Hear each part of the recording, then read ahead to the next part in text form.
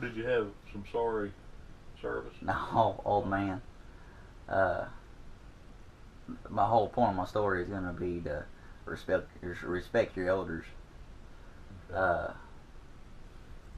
went. Just were ahead of you, an old man. No, I'll tell you what happened. Okay. I go to get these fittings for this pressure pot.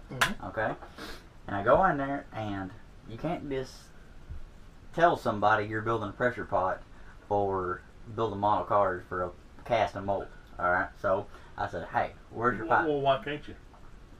You can, but it won't make a bit of difference. Yeah, they don't know what. Right. They don't know okay, what. Okay, all right. I'm molding and casting a '61 Blazer. You know, they don't even understand. So I say, "Hey, I already got this fitting out here." I said, "I need. Where's your pipe fittings at?" Okay, and this old man, I don't realize it, but he's deaf and he can barely see and he can barely walk, literally. Okay, I thought when he asked if I needed any help, I thought he was talking to me.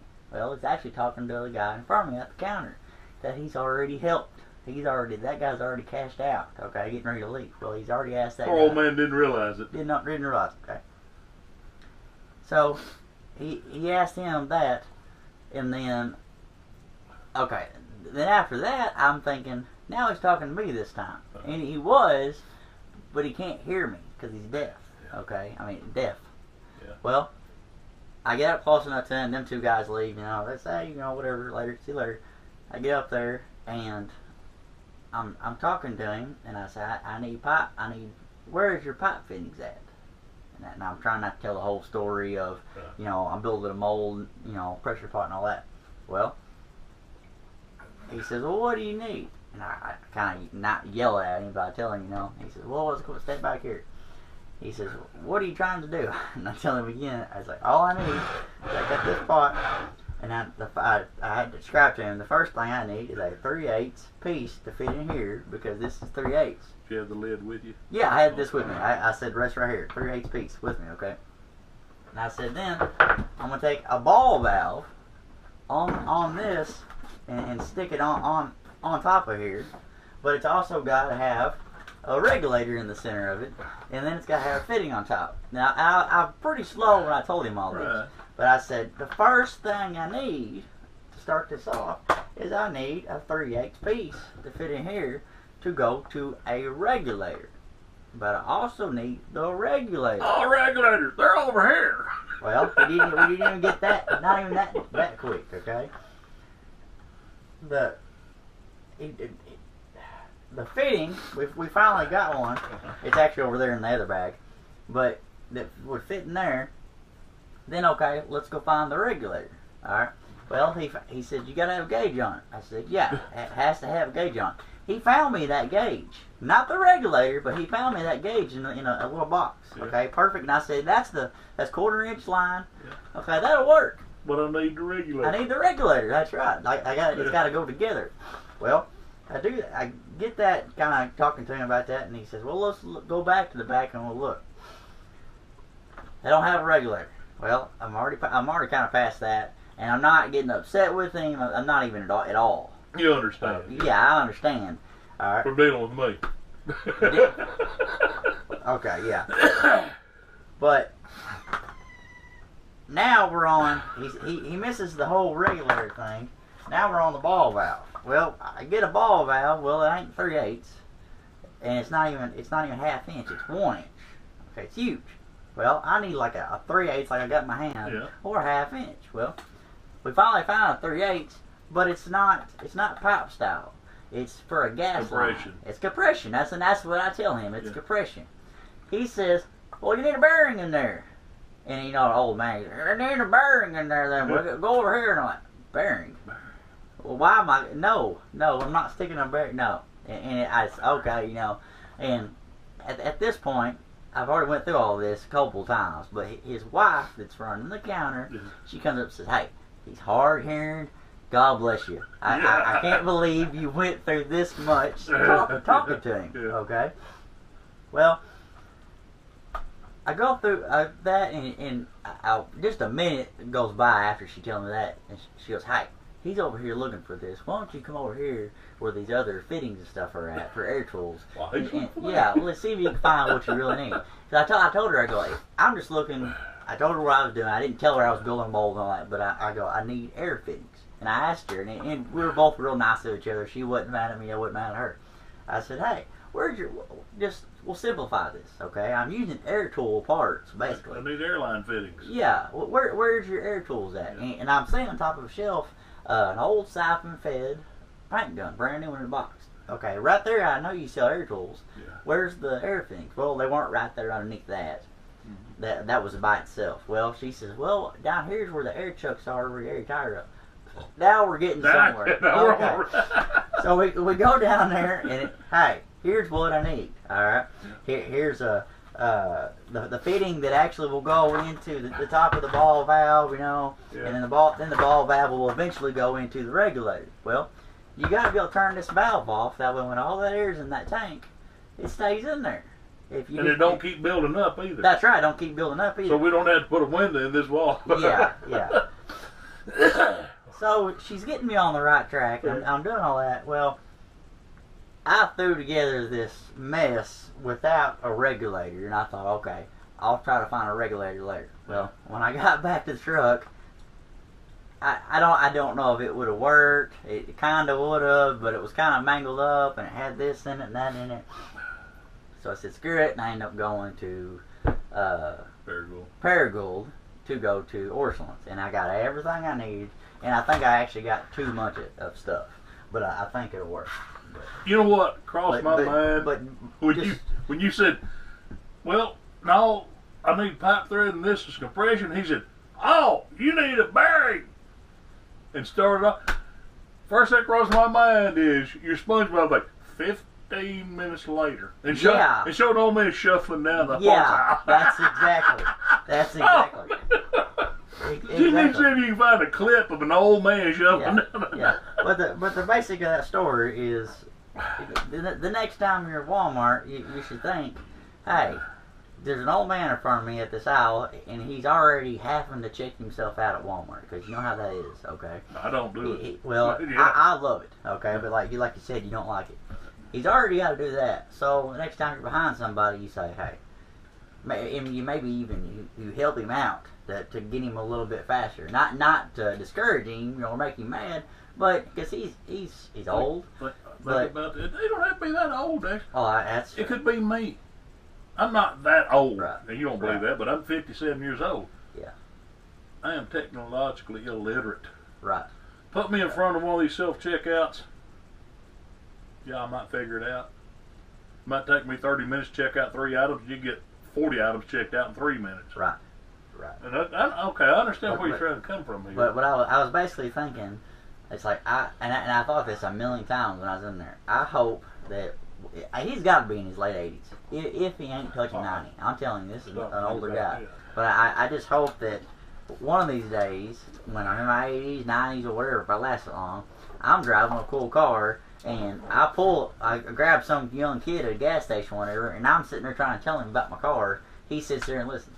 Anyways, back to what we're doing today. I just kind of wanted to share that tidbit there, what happened to my going to get the parts today. So, we got the top of the pressure tank here. A couple people sent it on Facebook and Instagram that I bought a pressure pot. This is just the top of it. It's 2.5 gallon. I did not buy the Harbor Freight one.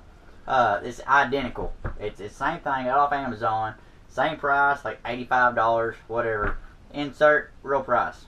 Okay, I was close. Whatever.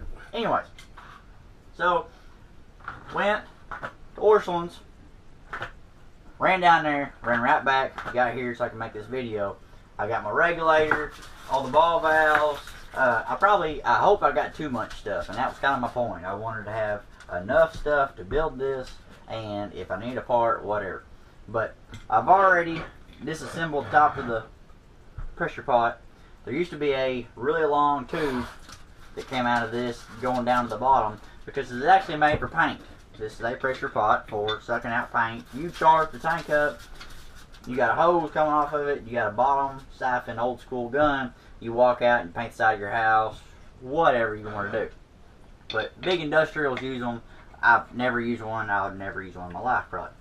But So you have to take that pipe off of there, or that's going to be literally probably in my mold or whatever you're trying to depressure, trying to get the air bubbles out of. So you have to put a 90-degree fitting right there on the bottom of that. So that right there actually came with this tank, so I didn't have to buy that. But the pressure relief valve actually came with the tank too, on the side of the regulator and all that. And the actual regulator is this little bitty dude here. It's all pipe threaded. You're supposed to put this big hose that they come with it. It's a cheap plastic. It's not even DOT approved. It's some cheap plastic line. So I will not be using that at all. If I'm trying to purchase up there, it's already going to explode eventually. I don't want to do it sooner than I got to. So, anyways, trying to be safe about it, I'm ditching that. I got this regulator instead of the other one. I'm going to open this up here in a minute. It has the gauge that screws into the side. That way we can control how much PSI is actually in the tank. You actually control how much PSI is in the tank by the knob on top.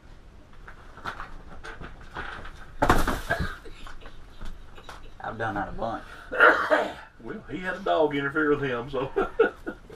Yeah. I got this pressure regulator instead of the factory one over here that I put back up.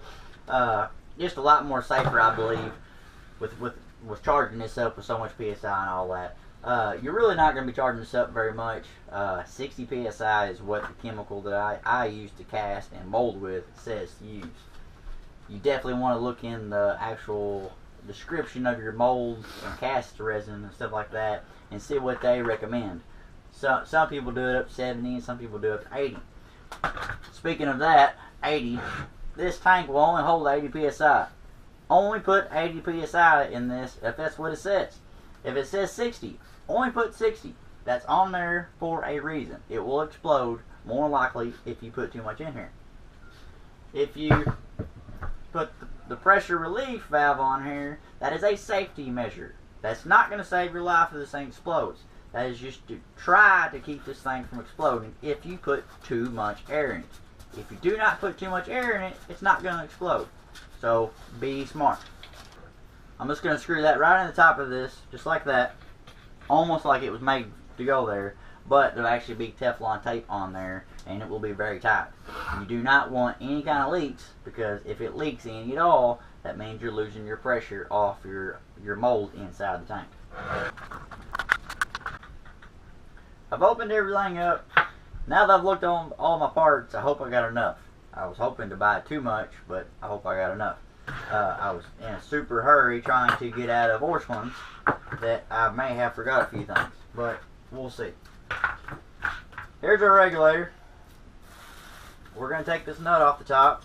This regulator is made to mount to a bench or the side of your air compressor, or whatever you're trying to regulate. We're not going to mount this to anything. Our actual fittings is actually going to hold it upright on top of the tank. So when I undo all these plugs they got in here from the factory, I've started putting Teflon tape on everything. Some of these parts I won't use, but most of them are going to be used at the project. I'm going to have to lay everything out here in just a second and figure out exactly what I am using in my attack on this plane. Here are all the fittings with all the thread tape on them, and this is basically in line of operation that's going to go into the tank. They've already been dry fitted. Now they're ready to assemble on to the top of the pressure pot. Now I got all the parts laid out. We're going to start assembling them on top of the pressure pot.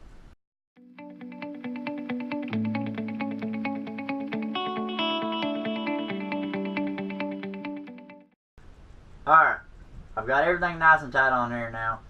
The pressure relief is on here, and so is the regulator and the ball valve, and then where we're actually going to hook up the airline. So now we're going to get the actual tank out, and we're going to sit this on top of it and make sure it all lines up, because if you put this in the wrong spot, you can't tighten up the tank. So let's check that out.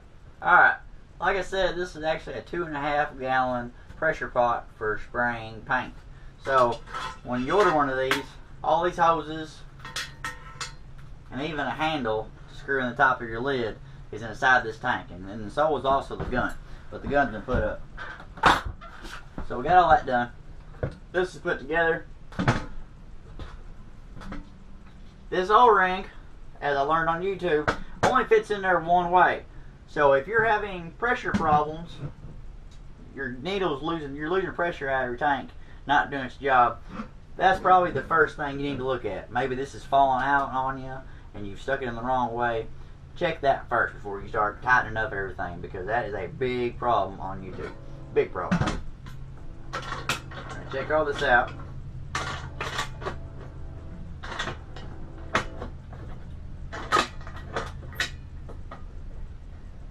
Plenty enough room. I can tighten this because you only got a certain amount of time.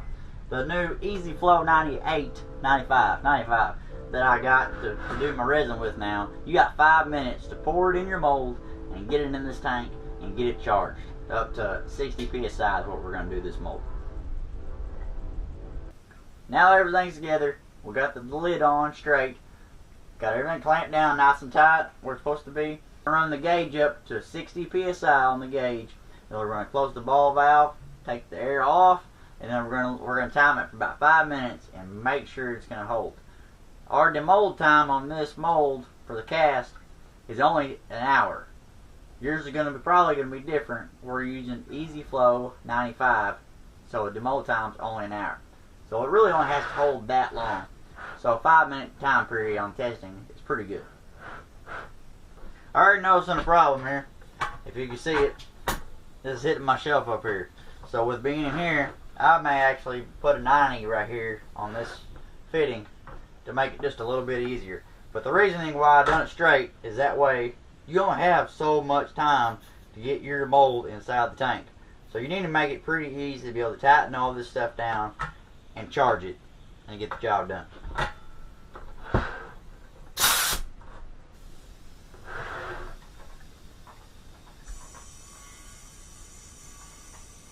Okay, so I got the pressure pot together. We did all that filming, and then I got excited. And I didn't do any filming of me actually connecting the resin together and all that, putting it together and putting it in the pot. But it was a very good success. Very good. I have to show you. It's a big pile of mush because it actually still isn't dry. It takes an hour and a half for this cast to dry. I only done an hour. And then also the temperature had dropped down quite a bit with us going in and out of the office. So this is a body that was made without using the pressure pot. Details are pretty good, but it's just not good enough to sell. This mush, even though it is mush, I'm telling you, it's awesome. It is so much better how detailed and how finished out this body is. That is exactly what I need with this pressure pot. It's why I bought it. So what I have to do now is actually make a new mold because this mold actually, it didn't really blow apart, but and there's no way to show you this GoPro. I'm back using the GoPro. It's not good enough to show you all the little bitty holes. But this mold was not made in a pressure pot. Neither A or B was made. So all the air bubbles that were in this mold, even though this is like a week and a half old, all the air bubbles came out of this mold and actually put little bitty holes all on the inside of this body, which translated actually into this. So there is actually a little, like almost nipples on this body, just a smidget. Even though them are on there, it is crazy amount how detailed and solid this body is. I mean, it is amazing how much difference that pressure pot made. I mean, that is the only way to go on making bodies. So I will be this week making a new mold of this blazer. I've done a little bit more body work to this blazer actually. I'm gonna do just a smidget more. There's something in this mold, a little bit of body line issue I didn't like, which I actually expected. So I'm gonna fix that, and then I'm gonna start molding this body one more time. I may have to do it 2 more times. I don't care. I'm gonna do this until it's perfect and make perfect bodies. And then when they're perfect, I'm gonna go on to another one. I have other ideas and other dreams of bodies I want to make. This is big old learning. Big old learning. You kind of pay for your learnings if you go to college or whatever, and that's what I'm doing on this. This body has cost me a bunch of money, too much money. I'm not gonna make my money back on this freight for a very long time. At the price you can sell one of these bodies for, but that doesn't matter. It don't matter whatsoever. Learning so much with this pressure pot and the molding and the scale and the making the bodies. It's totally worth it. I've enjoyed every bit of it. Like and share my videos and all that. I'm definitely doing this vlog style. I'm not gonna barely edit this, okay? But stay tuned, guys. This is a very big breakthrough. I'm very happy. Stay tuned.